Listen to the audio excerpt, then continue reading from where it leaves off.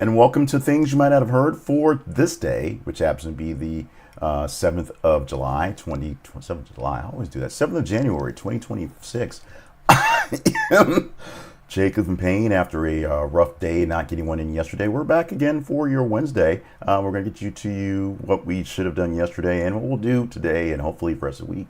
8 stories, 10 on Monday. So 8 stories today that are conversational, worth chatting about. And oddly enough, we actually sort of glossed over Greenland. We're not talking Greenland today, but we have plenty of that guy adjacent stuff, that things that he's doing that are dealing with Venezuela and some other things that really always come back to him, because it always comes back to him. That's the sort of secret, is it always comes back to him. 7 other stories to include headlines with Sweeney, Tony Dokoupil, and María Corina Machado, who is exactly what we're talking about when we talk about Trump and Venezuela. I want to remind you that our website home is theconversationproject.com for more details on how we do things and the whys and the wheres. The wheres being specifically for our partnership links and our sponsorship links. And of course, you can get a chance to see one of our sponsors more or less in action as we do this work here, and we'll talk about them in detail towards the end, that being Ground News coming up. So hang tight, we got great stuff coming for you now. Now let's start in Venezuela, as Venezuela is signaling a plan to transfer about $2 billion in oil to the United States. They're signaling a plan because Trump says he wants this plan. And Trump warns that the impact of selling oil to other foreign nations, such as China, will be a problem. The signal is that an oil transfer will be worth about $2 billion to the U.S., with Trump describing a handover about 30 to 50 million barrels, warning it could squeeze China's Venezuela supply line if we get more from them. The big thing is oil as leverage over China, leverage over the world. But it's an interesting take when you take a look at it. Because of the government of Maduro and before that of Chavez, which basically destroyed the infrastructure for the pipelines, which is what is the truth, Venezuela has a hard time pumping out any oil, any barrels of oil at all. They do sell some, although it's sanctioned to places like Russia and China, because they need to make some money and they'll sell to whoever, but they don't really produce enough to really make a big deal. And with China being their biggest sales target and not much going to it, it doesn't seem to make much difference. This is where the American companies will come in and fix their infrastructure and make lots of oil, pump lots of stuff, and make money for everyone comes from. Because in general, it seems to make sense that the American companies can come in. Chevron's been there for a while with a basic, their basic waiver to kind of work and get things done. But having more companies come in there for more competition, in theory, to get more things running, get things going as well. The problem is they're not being funneled or funded by the government of Venezuela, technically, except the oil they'll get should basically reimburse them. They're being forced upon them by the United States. That's where things get a little bit iffy. The uncertainty about that is what's one part, but the heavy crude that Venezuela has like one of the largest natural deposits of oil in its area that it can get to. They just have problems getting it out of the ground, and because of the government, getting it to people who can actually use it. We'll see how this storyline plays going forward, as the stories all turn to what are the resources we're looking for in these places we're taking over. In Venezuela, the resource tends to be oil. The regime change tends to be an afterthought, in fact, an almost non-thought in most cases. María Corina Machado saying that her opposition coalition should actually be in charge of the governing of Venezuela. It took a day and a half or so, for the Nobel Peace Prize winner to basically say that she or her coalition should be in charge of what's going on, not the current vice president, who is now the president, who was one of the lackeys that worked for Maduro. Her opposition coalition should be leading the next government, arguing the public mandate suits them better than just having a puppet for the United States. Although she's sort of willing to be the puppet, if you will. The core key word here is the governing part of that one. Machado is not pitching to be any protest leadership. She's not trying to overthrow anybody right now. She just claims that because her party legitimately won the election and Maduro legitimately stole the election, that the vice president under Maduro is also illegitimate. So the legitimate winner of the election should be in charge. Not so much her, but her party. and should be able to shape things going forward. Power vacuums notwithstanding, this is not exactly what they're looking for in the Trump administration. This is exactly not what they're projecting. The strength that is someone who's going to do exactly what Donald Trump wants them to do, and that's not exactly what you get from Machado. Although she said she was willing to hand over the Nobel Peace Prize and give all the accolades to the current president of the United States to make things happen in her country. People believe that there may have been some whispers into his ear from the opposition party saying that, hey, we can make things happen. We can make things work if you just do a little extra things down here in Venezuela. But what we have is the removal of Maduro, which seems to be more personal than anything else, and the installation of a government that's based off of Maduro-Lorists who basically are standing at gunpoint trying not to get killed themselves. We shall see if Machado can actually get her government back in charge and get some interim into a new government that can actually have some reforms that will be lasting for a while, which is the key source to see what's going to happen. The United States has expanded its visa bond requirement, and that covers now about triple the number of countries who basically were affected initially. The U.S. expanded this board from 13 countries to 38. 25 more added to this move, framing as a deterrent against tourist business visa overstays. If you have to pay your range from $5,000, $15,000 to basically get here for a B1, B2 visa, paying that cost won't guarantee the approval, of course. And of course, it can be refunded if something doesn't come to terms. But essentially, putting up money up front is a better way of saying that people who actually have skin in the game will show up, stay as long as they're supposed to, and then leave effectively when it's happening. This will be effective on the 21st of January, so we have a few weeks till this goes into full effect. But it gives a short runway for any traveler who's going to consider any precedent to adjust. Basically, you got 2 weeks to figure it out. Otherwise, you need to be prepared for that big old cost you're going to pay to get your visa. Policy is, of course, geopolitically concentrated.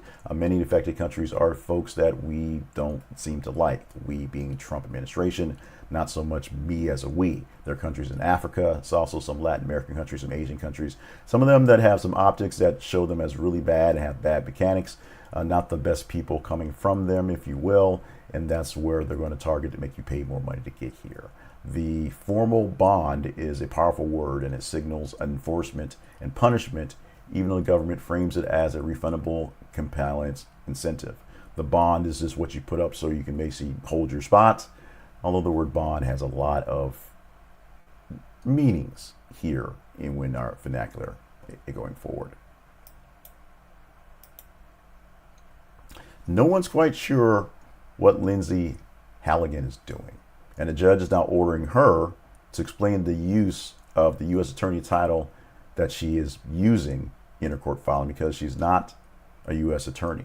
The federal judge ordered this to happen, explaining that the continuing use of U.S. attorney by the title of the Eastern District of Virginia for one Lindsey Halligan is basically void. She does not hold that position, so why is she still using that title? Why is she still going by that name? Reports are coming out that the judge gave her 7 days and explicitly raised whether the designation could be a false or misleading, which elevates this form of paperwork dispute to something that's really something that could turn into maybe jail time, most likely fines, but maybe some jail time because she's using a false narrative. And it's the title itself. Is she an attorney general? Is she a district attorney for a certain space? She's not. She was jammed in there and it was basically made unlawful. So why is she using that title going forward? Why is she trying to make it look like she actually has the jazz, has the riz, has the position to do what's going on? That's what the judge is asking. That's what we all kind of want to know. We know that she did not get approved for the job. So why is she sitting in the desk and using the title of the job? The DOJ leadership has publicly criticized the judge over this dispute, saying they put her in charge there, so why not let her get her work done? The dispute will continue on because the judge is like, yeah, I need the reason to know why she's still here because we told that happened. It's procedural. It's just, how the courts rule. A person gets assigned, the person gets reassigned, and in this spot where they were pushing to get charges against various people, Letitia James and James Comey, and just had to get people in there willing to actually push those charges. We had someone who was willing to push the charges very badly, very poorly, some very badly written documentation, to the point where they just decided, let's just call the whole thing off.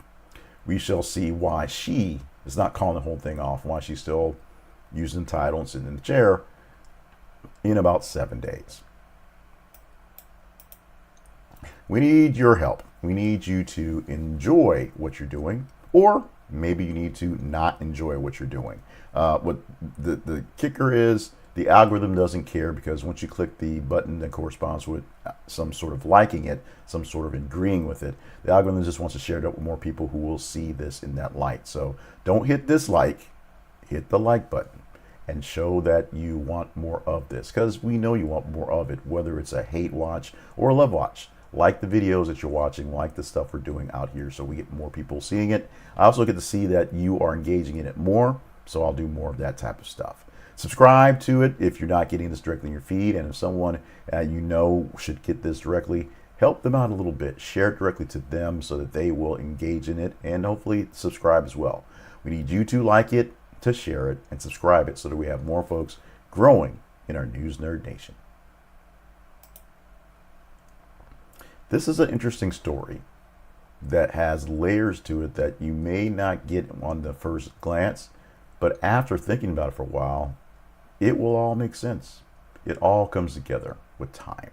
Hilton is cutting some ties with some Minneapolis hotels following some cancellations, some ice room bookings that were done. Hilton has removed a Hampton Inn near Minneapolis from its system after DHS said the property canceled ice room bookings and told agents they wouldn't be allowed to stay.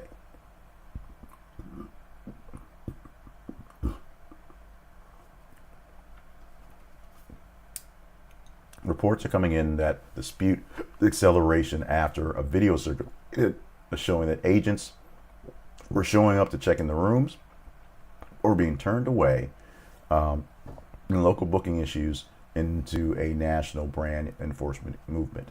Essentially, the local hotel did not have their rooms, so the national chain that owns them is trying to do what it can to push away from this one. The company is making this about the franchise standards and brand values, not about adjusting for immigration policy. A room is a room, a booking is a booking. That's basically what they're saying. And if there's an issue with this local hotel and they did not book them specifically on the grounds of immigration, that's a problem. So this Hilton is no longer part of their Hilton chain. Hilton Management Group denied discrimination and apologized to this. DHS said it had not heard directly from anyone, so they're saying they don't hear what's going on.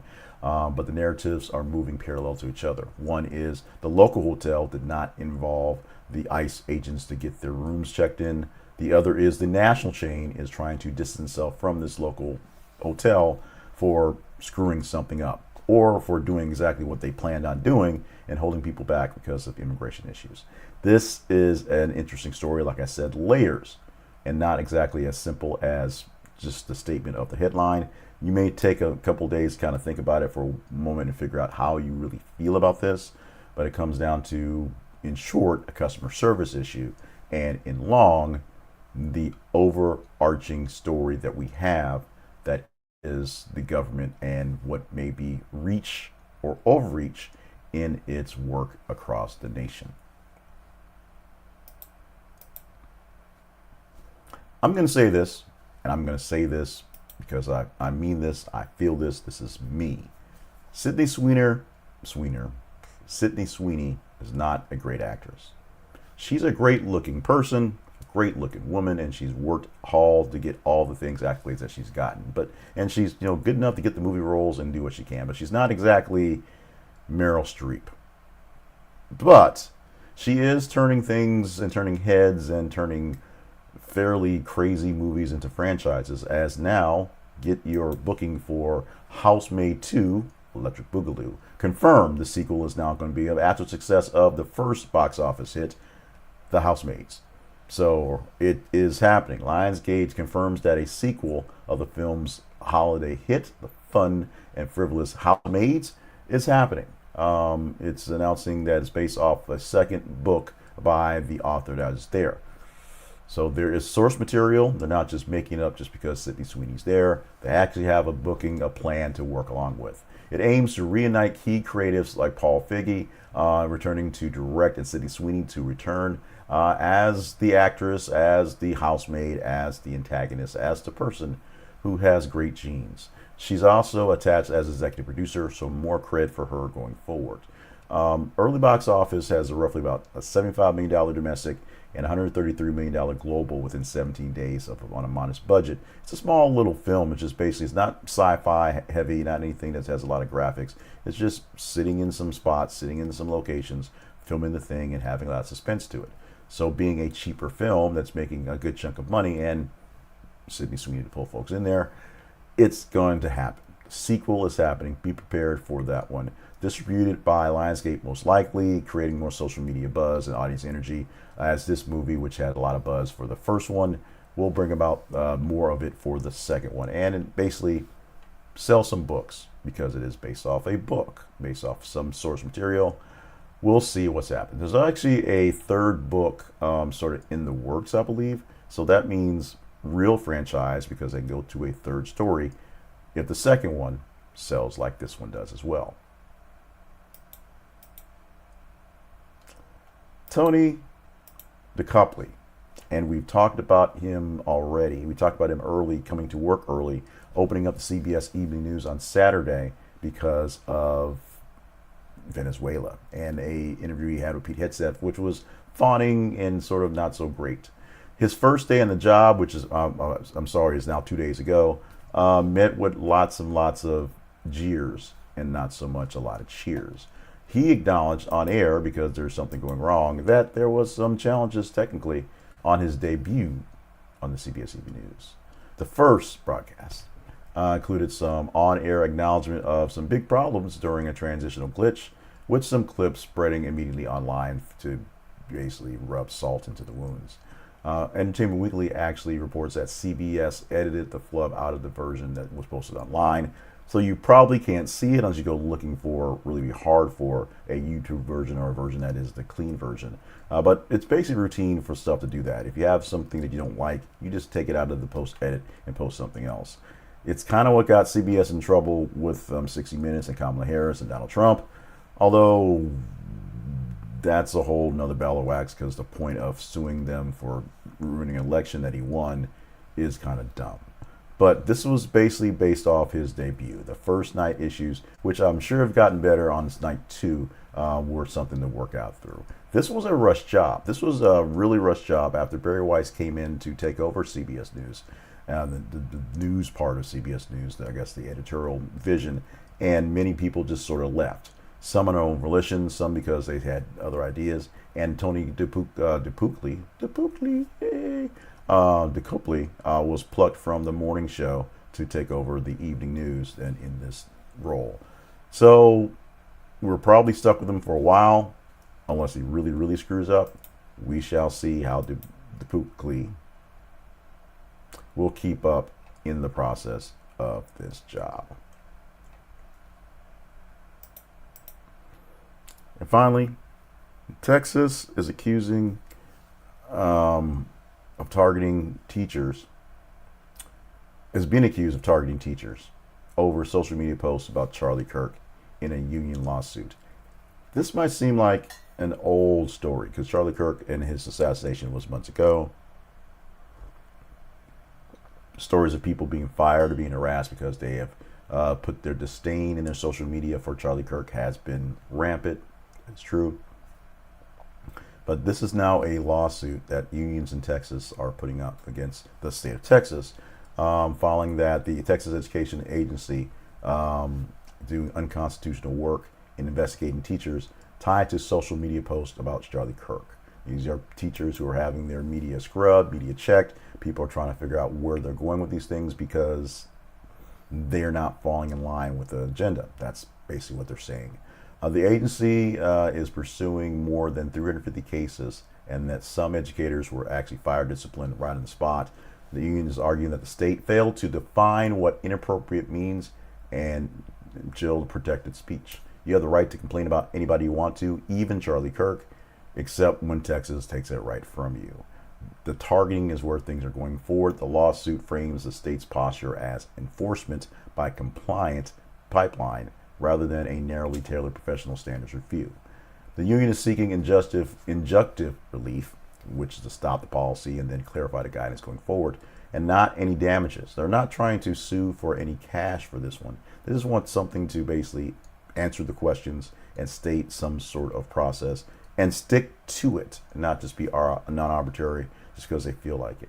It's going to be something that's going to be watched for a while, something that if it works, trust me, other states will emulate it, whether it's based off of punishing people for commenting on Kirk or trying to punish the people who are punishing people for commenting on Kirk. This is something that is a universal thought process that people who are trying to use the name of Charlie Kirk for whatever gains they want, good or ill, to their side. And here's a case where they're trying to figure out a good way to basically squash it off the bat. Let's talk about Ground News. Ground News is our affiliate sponsor, our spotlight sponsor for today, so we're doing a little emphasis on them. But they are always literally in our hearts, in our minds, in keystrokes away when we do things here. Whenever we get a headline that pops up in one of the aggregators that looks a little odd, the story doesn't seem to fit, or we have some details of a story and we can't really find anyone to cover it, we use Ground News. Ground News simply aggregates news stories from around the globe, whether they are locally, nationally, or international, and gives you the perspective of the actual company behind it, the perspective of the article, so you can read it yourself, and the perspective of the company behind it, that is whoever owns the rights to that, whether it's a podcast or a real media company. I'll say real because, like MS Now or CNN, it tells you what their actual bias tends to be, what they tend to cover, and how you can basically intake this actual article.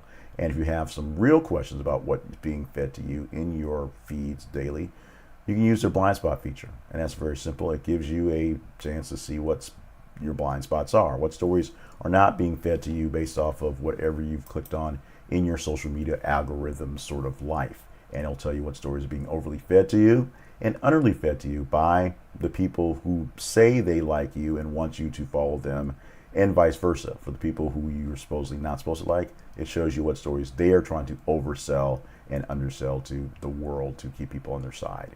And you can get all these great things, and Vantage Plan is really easy, really awesome. Get that for less than $10 a month using our affiliate link. Get some news for less than $1 a month using our affiliate link, and you can get a chance to use the Vantage Plan to your advantage. Our link is theconversationproject.com/ground news. This is theconversationproject.com/ground news, and you can get to it 24/7.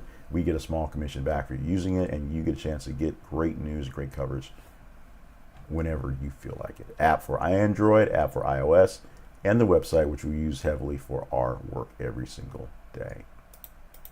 I want to remind you that our website home is theconversationproject.com. Our online email address, they're all online, I guess, theconversationinbox@gmail.com, and the Facebook and X, where you can follow us to get the real deal about what's happening. We post news articles that we are working on, reading into, and trying to get some information on every 50 minutes or so, all day long, all night long. And we pull up those headlines, sort them in the morning, and see which ones from the all day of today or day prior makes the cut to be something to basically possibly talk about the next morning, which is right now. That simple.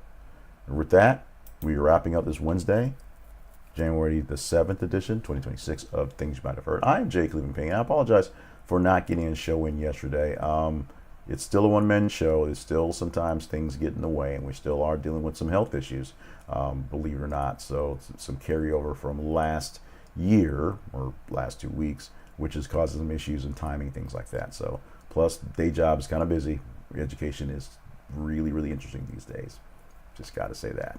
Love you all. Mean it. We're going to do what we can to make sure there is a Thursday edition by going to work right now to start working on the Thursday edition of Things You Might Not Have Heard.